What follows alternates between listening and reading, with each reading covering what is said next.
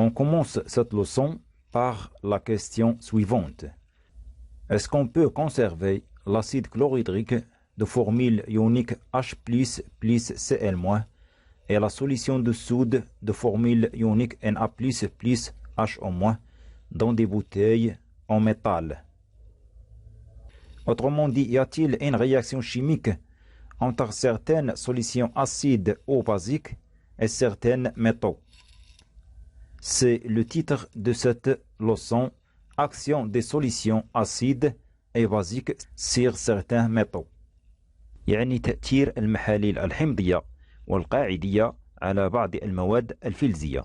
Comme on a vu expérimentalement aux vidéos précédentes. قبل بدء الدرس سوف نتعرف على كيفية كتابة الصيغة الأيونية للمحاليل. فعندما نتكلم على الصيغة الكيميائية للمحاليل فإننا نتكلم على الصيغة الأيونية.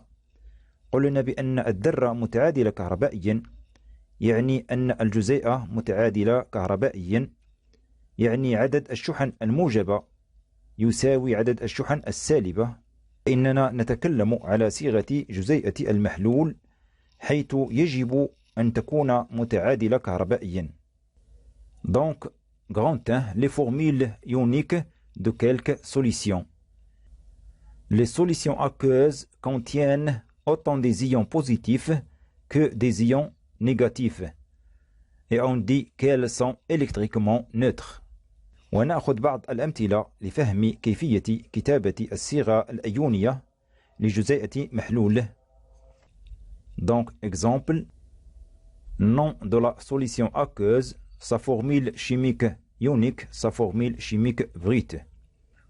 Pour le chlorure d'hydrogène, c'est-à-dire l'acide chlorhydrique, sa formule chimique brute est HCl. On donne que l'atome d'hydrogène perd un électron et l'atome de chlore gagne un électron. Et on écrit la formule chimique ionique pour l'acide chlorhydrique. On a H+, plus Cl-. On a donc une charge positive et une charge négative, donc la molécule est électriquement neutre. De même pour l'hydroxyde de sodium, c'est-à-dire la solution de soude, sa formule chimique brute est NaOH, sa formule chimique ionique est Na+, plus HO-, aussi est électriquement neutre. On a une charge positive et une charge négative. Pour l'acide sulfurique, sa formule chimique brute est H2SO4. On donne l'atome d'hydrogène perd un électron et le groupement SO4 capte 2 électrons. Et on écrit H+, plus SO4 2-. Cette formule n'est pas électriquement neutre car on a une charge positive et 2 charges négatives. Il faut donc ajouter 2 avant l'ion H+, et on obtient 2 charges positives et 2 charges négatives. Donc la formule chimique ionique pour l'acide sulfurique est 2H+, plus SO4 2- est électriquement neutre. Pour le chlorure de barium, sa formule chimique est BaCl2. Comment on écrit sa formule chimique ionique? À savoir que l'atome de barium perd 2 électrons et l'atome de chlore capte un électron. On écrit d'abord Ba2+, plus Cl-, et il faut ajouter 2 avant l'ion Cl- pour avoir 2 charges positives et 2 charges négatives. Après, on va entamer la leçon et on va étudier action d'une solution d'acide chlorhydrique sur quelques métaux. يعني تأثير محلول حمض الكلوريدريك على بعض الفلزات. Petite expérience, comme on a vu aux vidéos précédentes. On verse l'acide chlorhydrique H+, plus Cl- dans 4 types ASA contenant chacun un métal parmi les métaux suivants: cuivre, fer, zinc et aluminium. يعني نصب حمض الكلوريدريك في 4 أنابيب اختبار. حيث يحتوي كل واحد على فلز من بين الفلزات التالية: النحاس، الحديد، الزنك والألمنيوم. Type 1 contient le cuivre dans lequel on ajoute l'acide chlorhydrique. Type 2 contenant le fer dans lequel on ajoute aussi l'acide chlorhydrique. Et le type 3 contenant le zinc dans lequel on ajoute l'acide chlorhydrique. Type 4 contenant l'aluminium dans lequel on ajoute aussi l'acide chlorhydrique. Après, quand la pression à l'intérieur d'un type est forte, on approche une flamme à son entrée. عندما يصبح الضغط مرتفع، يعني ضغط غاز ناتج داخل الأنبوب، نقرب عود ثقاب مشتعل فتحدث فرقعة. سوف نفسر كيفية حدوث ذلك فيما بعد. Pour le type 1 contenant le cuivre, rien ne se passe. Pour le type 2 contenant le fer, on entend une légère détonation. Pour le type 3 contenant le zinc, on entend une légère détonation. Et pour le type 4 contenant l'aluminium, on entend aussi une légère détonation. إذن عندما أضفنا حمض الكلوريدريك إلى كل من النحاس والحديد والزنك والألمنيوم، لاحظنا في الأنبوب واحد الذي يحتوي على النحاس لا شيء يحدث عندما قمنا بتقريب عود ثقاب مشتعل إلى فوهة الأنبوب. بينما في الأنابيب 2 و3 و4 حيث يوجد كل من الحديد والزنك والألمنيوم، لاحظنا حدوث جيشان يصاحبه تكون وصعود غاز. هذا الغاز يحدث فرقعة عندما قمنا بتقريب عود ثقاب مشتعل إلى فوهة هذه الأنابيب. هذا الغاز الذي يحدث فرقعة هو غاز ثنائي الهيدروجين. كما نلاحظ اختفاء تدريجي لكل من الحديد والزنك والألمنيوم خلال الجيشان، فيتحولون إلى أيونات الحديد Fe2+، وأيونات الزنك Zn2+، وأيونات الألمنيوم Al3+. إذن اختفاء الفلزات الثلاثة وظهور غاز ثنائي الهيدروجين يفسر حدوث تفاعل كيميائي بين كل من الحديد والزنك والألمنيوم مع حمض الكلوريدريك. Et on écrit petit 2 observation et interprétation. On observe que dans le type 1, rien ne se passe, alors que dans les autres types 2, 3 et 4, on observe une effervescence qui traduit un dégagement gazeux et une disparition progressive du fer, du zinc et d'aluminium. Ceci montre qu'il s'effectue des réactions chimiques entre l'acide chlorhydrique et les métaux fer, zinc et aluminium. يعني نلاحظ في الأنبوب واحد حيث يوجد النحاس لا شيء يحدث، بينما في الأنابيب الأخرى 2 و3 و4 نلاحظ جيشان الذي يترجم انبعاث غاز واختفاء تدريجي لكل من الحديد والزنك والألمنيوم، مما يفسر حدوث تفاعل كيميائي بين حمض الكلوريدريك وفلزات الحديد والزنك والألمنيوم. L'approche d'une allumette enflammée à l'entrée des types 2, 3 et 4 se produit une détonation qui montre qu'il s'est formé un gaz, c'est le dihydrogène H2. يعني تقريب عود ثقاب مشتعل إلى فوهة الأنابيب 2 و3 و4 يحدث فرقعة التي تبرهن على تكون غاز ثنائي الهيدروجين H2. La disparition des fer, zinc, aluminium indique qu'ils sont transformés en ions Fe2+, Zn2+, et Al3+. يعني اختفاء كل من الحديد والزنك والألمنيوم يشير إلى تحول هذه الفلزات إلى أيونات Fe2+, و Zn2+, و Al3+. On passe à savoir comment on va écrire l'équation bilan de la réaction chimique entre l'acide chlorhydrique et les métaux fer, zinc et aluminium. Donc, conclusion. Dans le type 1 qui contient le cuivre, l'acide chlorhydrique H+, plus Cl- ne réagit pas avec le cuivre. يعني في الأنبوب واحد الذي يحتوي على النحاس لا يحدث تفاعل كيميائي بين حمض الكلوريدريك والنحاس. Type 2, l'acide chlorhydrique de formule chimique ionique H plus Cl- réagit avec le fer et on obtient le dihydrogène H2 et les ions Fe2+. يعني حمض الكلوريدريك يتفاعل مع الحديد ونحصل على غاز ثنائي الهيدروجين وأيونات الحديد الثاني Fe2+. On écrit d'abord le bilan littéral de la réaction chimique يعني حصيلة التفاعل الكيميائي كتابة. Pour écrire le bilan littéral, on écrit les noms des réactifs à gauche et les noms des produits à droite et on les relie par une flèche indiquant le sens de la réaction. Et plus signifie réagit, c'est-à-dire le fer réagit avec l'acide chlorhydrique pour donner le dihydrogène et le chlorure de fer 2. On passe à écrire l'équation bilan de la réaction chimique.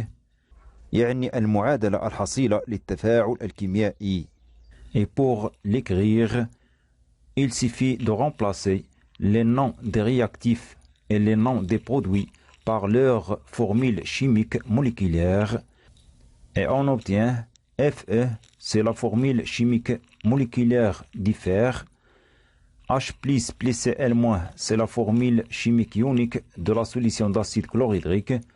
Et H2, c'est la formule chimique moléculaire du gaz dihydrogène. Et Fe2+, plus 2Cl-, c'est la formule chimique ionique de la solution du chlorure de fer 2. Et on les relie par une flèche indiquant le sens de la réaction. ونتحقق هل المعادلة الحصيلة متوازنة أم لا. أولا من حيث الشحن فالصيغ الأيونية للمحاليل فهي متعادلة كهربائيا. وفيما يلي لا نأخذ بعين الاعتبار الفرق بين الذرة والأيون الناتج عنها عندما نريد أن نطبق قانون انحفاض الذرات لموازنة المعادلة الكيميائية.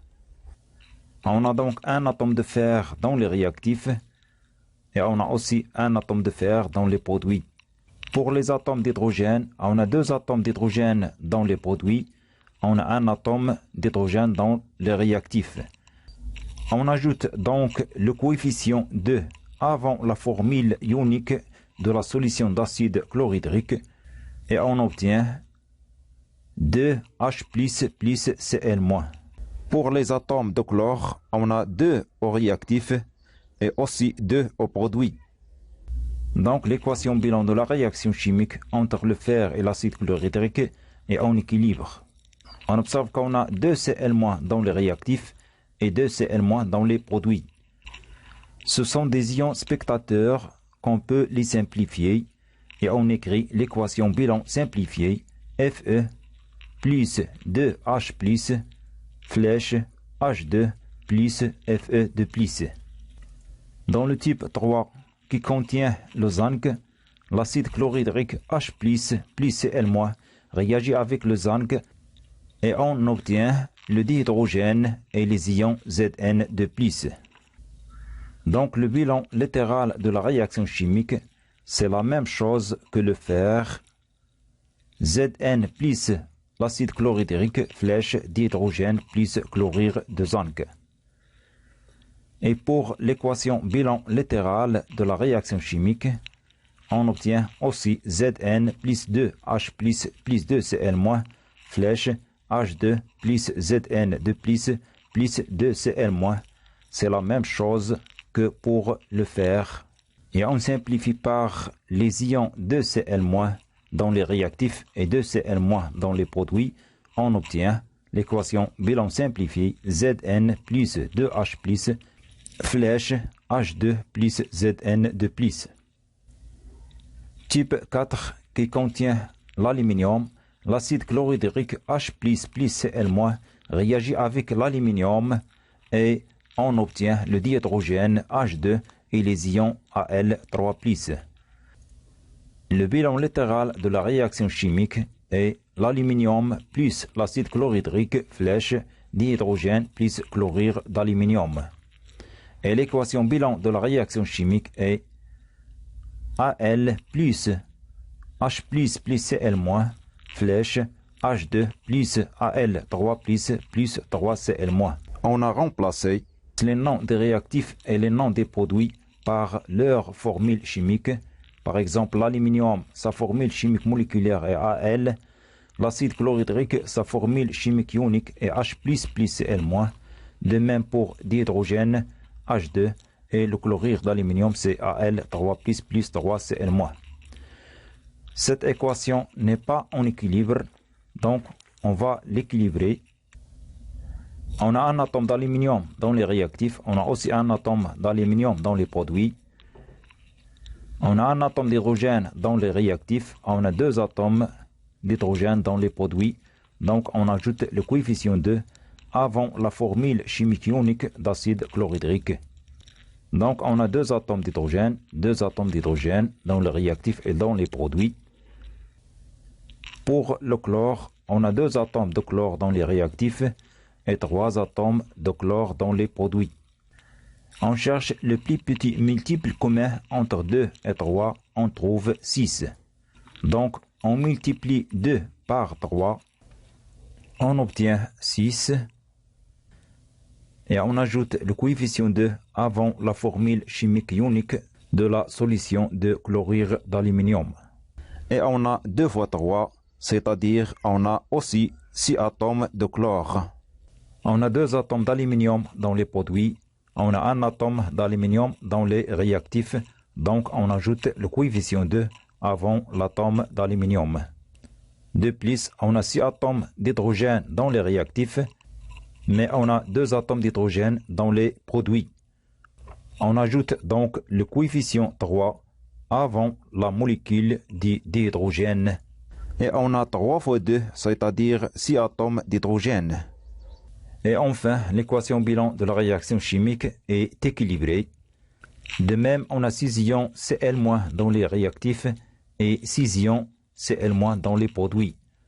Et on écrit l'équation bilan simplifiée 2Al plus 6H plus flèche 3H2 plus 2Al3 plus. On passe au paragraphe suivant.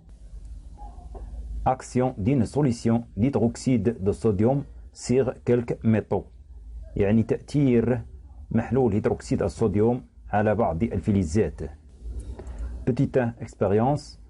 On verse l'hydroxyde de sodium de formule chimique ionique Na++ HO- dans 4 types ASA contenant les métaux suivants: cuivre, fer, zinc et aluminium. يعني نصب محلول هيدروكسيد الصوديوم في 4 أنابيب اختبار يحتوي كل واحد على أحد الفلزات التالية: النحاس، الحديد، الزنق، الألمنيوم. Le type 1 contient le cuivre, le type 2 contient le fer, le type 3 contient le zinc, le type 4 contient l'aluminium. إذن في هذه الأنابيب الأربعة نصب هيدروكسيد الصوديوم. Et quand la pression à l'intérieur du type est forte, on approche une allumette enflammée à son entrée. Et on écrit les observations suivantes. On observe que dans les types 1 et 2, rien ne se produit. Donc l'hydroxyde de sodium n'agit pas sur le cuivre et sur le fer. إذا نلاحظ في الأنبوبين 1 و2 الأنبوب واحد يحتوي على النحاس والأنبوب الثاني يحتوي على الحديد. نلاحظ لا شيء يحدث. إذا هيدروكسيد الصوديوم لا يؤثر على النحاس ولا على الحديد. Alors que dans les deux types 3 et 4, on observe qu'il y a une réaction entre l'hydroxyde de sodium et le zinc et aussi l'aluminium. Cette réaction est traduite par la disparition progressive de zinc et d'aluminium. De plus, la formation du dihydrogène qui provoque une détonation à proximité d'une flamme. يعني نلاحظ في الأنبوبين 3 و4 الأنبوب 3 يحتوي على الزنك والأنبوب 4 يحتوي على الألمنيوم حدوث تفاعل كيميائي بين هيدروكسيد الصوديوم والزنك وبين هيدروكسيد الصوديوم والألمنيوم. هذا التفاعل يترجم باختفاء تدريجي لكل من الزنك والألمنيوم. بالإضافة إلى ذلك تكون غاز ثنائي الهيدروجين الذي يؤدي إلى حدوث فرقعة عند تقريب عود ثقاب مشتعل إلى فوهة الأنبوب. En général, on écrit la solution d'hydroxyde de sodium ne réagit pas avec le cuivre et le fer. La solution d'hydroxyde de sodium réagit avec le zinc et l'aluminium pour produire le dihydrogène et des solutions contenant des ions polyatomiques.